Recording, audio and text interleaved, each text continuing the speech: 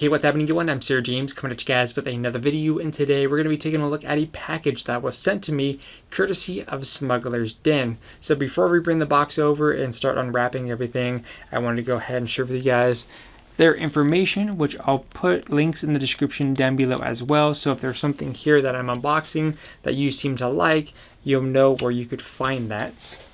So here is the box. I did open it ahead of time. I haven't yet to see what the items look like because they're all individually wrapped. Only reason why, as you guys can see, this box got damaged during transit. But I think everything inside seems fine. So let's go ahead and kind of take everything out here. So we got 1, 2, 3, 4 and a half. So few items there, and that's pretty much it. As far as these pieces go, they seem to be just fine, so hopefully nothing else was damaged. So before we unwrap these, there's 3 different items here. We have just a quick piece of paperwork. So let's see. Alright, so the first piece of paper is just an invoice going over information, which you guys don't need to see that because it has my other information on there. But they do provide this really nice piece of paper here. Just kind of skim over it really quick. Basically, it says helpful tips for your Smugglers Den hilts. Pretty much the top section goes over the hilt construction, some basic information such as this will be using the 1-inch blade diameters, and it will also even support the 1-inch steamed ripper blades. Pretty cool. Gives you some tips here if you're wanting to add a cover tech weld or D-ring, which I think that's really cool.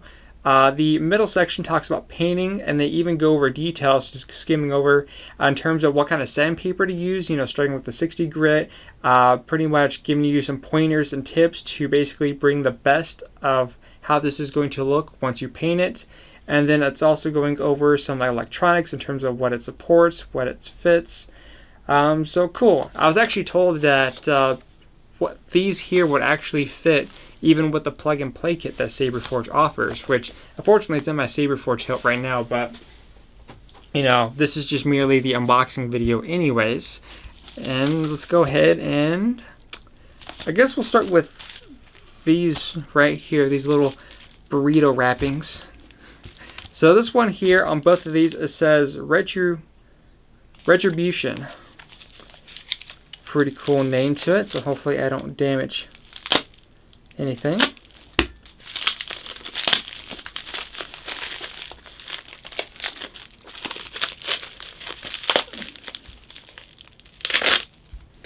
So how have you guys been? Let me know in the comment section below.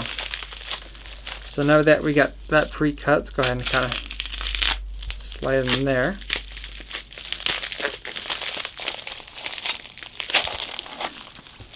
Okay, so that's that one. Alright, cool. Let's see what we got here. Good print. So obviously the instructions talks about, obviously you're going to put in the extra work with sanding and all that, painting. Let's see. Yep, this goes in like so. Ooh, very nice. I like how that screws in. I feel like this should go like this. So here we actually have a 3D printed saber. I think this one is not based on a character. I think this is with its own unique theme and design to it. As you can see, we have our retention screws here. A slot here for our button. This unscrews here at the pommel. This unscrews here midway so you could install your electronics. It's hollow on the inside. Very cool, very cool. I do like how this looks. I have no idea what color I'm going to paint it, but if you guys have any ideas what colors you think I should use to paint this one, let me know in the comment section down below. So that's the first one. This one's a big one here. This this little baggie goes with it. I guess we'll just kind of get the baggie out of the way. And I don't want to break anything here. Uh-oh. The puppies are barking. Ooh, I almost cut my finger there. Okay, so these look like it's a bunch of spikes. Actually, I do remember which ones I selected. I'm just trying to remember. Because I know what this one is, and you guys will easily know what that one is. I think this one, if I remember correctly, this is the Ebonner, or Ebhord. I'm not sure if I'm pronouncing it correctly. Focus! There you go. This one, if I remember correctly, was like a themed one that kind of reminded me of Lord of the Rings. And yes, you could have Lord of the Rings mixed in with Star Wars because they're both great. Cool, and if I remember correctly, let's see if this would actually kind of hold here. Okay, so let me put these in, since they're going to somewhat hold.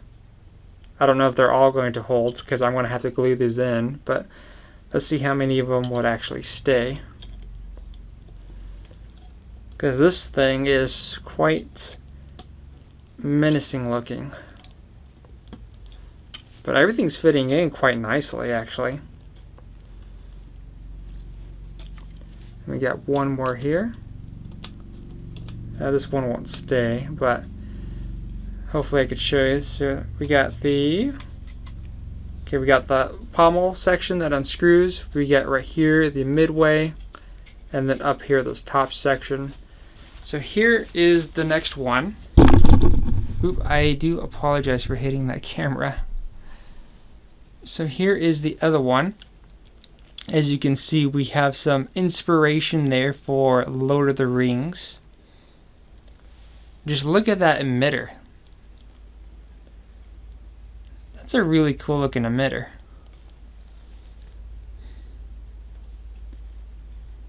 So let me know what you guys think about that one down below. And if you have any ideas for colored paint, again, let me know. So here is the first two. Good sizing in the hand. Overall, just a little bit thicker than a Saber Forge, but not by much. This one is a little bit thinner around the edges, especially here where you grip it. Alright, cool. So that's the first two. Now we have one more. Really curious to see how this one turns out. Let's see.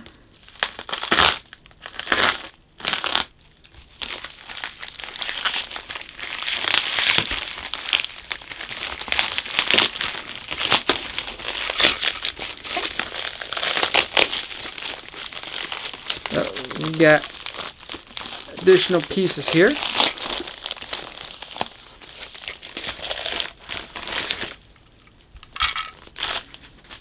Oh, it's even got a D-ring already on there. That's awesome. I don't have to do that. I've been looking forward to painting something. So I noticed there's some tape in here. I wonder if that was to hold something. Or no, maybe it's to hold these pieces in. I just got to glue them in. Alright, so let's see here. And they should fit in.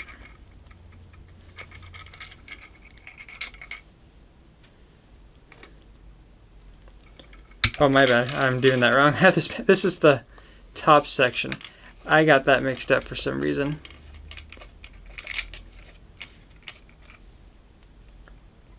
Alright, very nice, very nice. So this is the Ezra's lightsaber. Actually, you know what? Let's see how this compares. You guys know I did the 3D printed one that was compatible with the Savi's Workshop, but I have that Disney Store one that I repainted. Let me grab that. Disney Store. Let's see how this compares.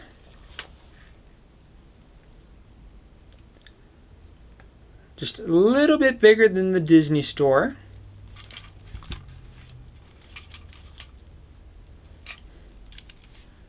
So you got the trigger there. Alrighty, not bad. Just kind of seeing some of the subtle differences here. We have our slot for the button.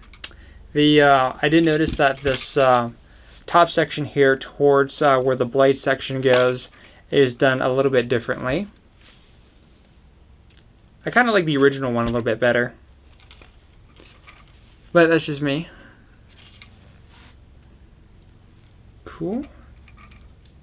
Alright, so here is the 3D printed Ezra One. Again, you have already a D-ring there, which you can remove, so if you needed to paint this. You do have other sections that's holding all these different pieces together. Retention screw. There's even a piece in there already printed out to hold that. I wonder, I guess I kind of have to wait and see, because you guys know that on the Sabi's Workshop one, I had it to where on the blaster part I had that modified piece in there for the lighting. I wonder, it depends on how this main piece here, because obviously it's 3D printed, so I may, if I want to risk it, drill in a hole, maybe add some openings here, maybe have some type of blue light to shine through. That's kind of a maybe, that I'm kind of pushing it. But here's kind of, again, there's the 3D printed one that was sent. Sizing within my hand here. And here's the Disney Store one that I repainted, which is going to end up on this as far as the paint job goes. But yeah, these are actually very cool. Like, so the quality of the print is very nice. Happy with it. I liked how this is all held together. Actually, this one's crazy looking. That Lord of the Rings inspired one, that's pretty sick. And then this one here was pretty different, unique looking.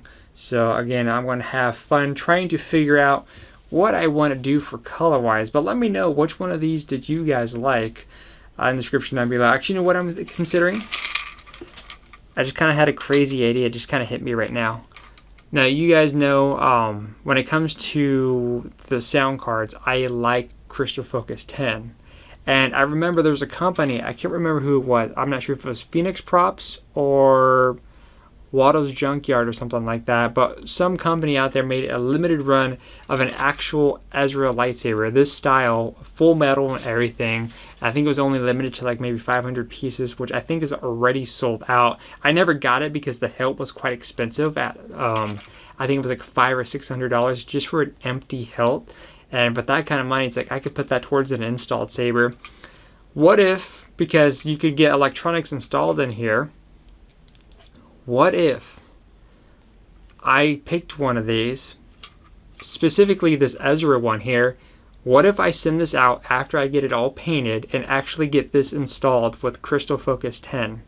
Because I have a sound card, or I mean not a sound card, I have a font by Kyberphonic that actually has that Ezra sound effect.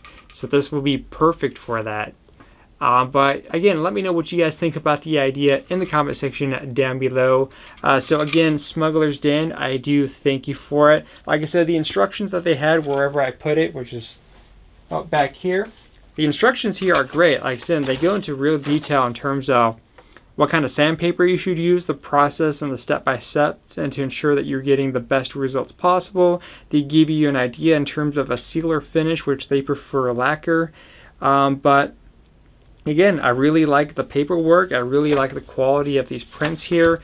All the pieces seem to fit very, very nice. In fact, I will say that the way these are done, definitely better than how my 3D prints have turned out, because when it comes to these sections here where you screw in the pieces, mine always seem to be cheap filling. Here, definitely nice. Obviously, you're not going to super tighten it, otherwise you end up breaking it, because again, it's plastic. But like I said, the way that's done was much better quality than how mine has been turning out. But again, I do thank you for that. I'm going to have fun. Obviously putting in all that extra work, painting them, and then again, depending on how much the install is, I'm considering getting this one sent out and actually having a Crystal Focus 10 installed on this Ezra hilt. But until then, Let me know what you guys think in the comment section down below, and I'll see you guys on the next video upload.